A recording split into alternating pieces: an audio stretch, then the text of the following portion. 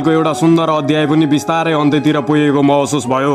सानो हुँदा जसको एउटा गोलले दिनभर खुसी हुन्थ्यौँ, जसको नामको जर्सी लगाएर आफूलाई विजेता ठान्थ्यौँ, आज उसैलाई हेर्दा आँखाबाट आँसु रोक्न सकिएन। तिमीले हामीलाई केवल फुटबल होइन, सपनामाथि विश्वास गर्न सिकायौ।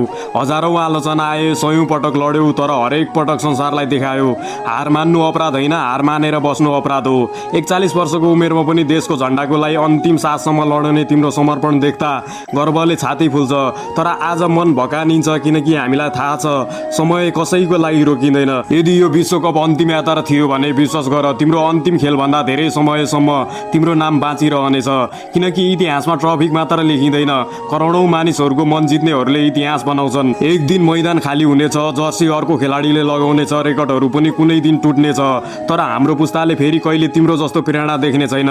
त्यो खालीपन कसैले भर्न सक्दैन। आजको हार भुलिनेछ, तर तिम्रो सङ्घर्ष, तिम्रो मेहनत, तिम्रो आत्मविश्वास र तिम्रो नाम कहिले मेटिने छैन। धन्यवाद रोनाल्डो, हामीलाई कहिले हार मान्न सिकाएनौ, हामीलाई असम्भवलाई सम्भव बनाउन विश्वास दिलाएकोमा, हामीलाई एउटा सपना दिएकोमा। आज आँखामा आँसु छन्, तर मनमुटुभरि सधैँ एउटै नाम रहनेछ, रोनाल्डो।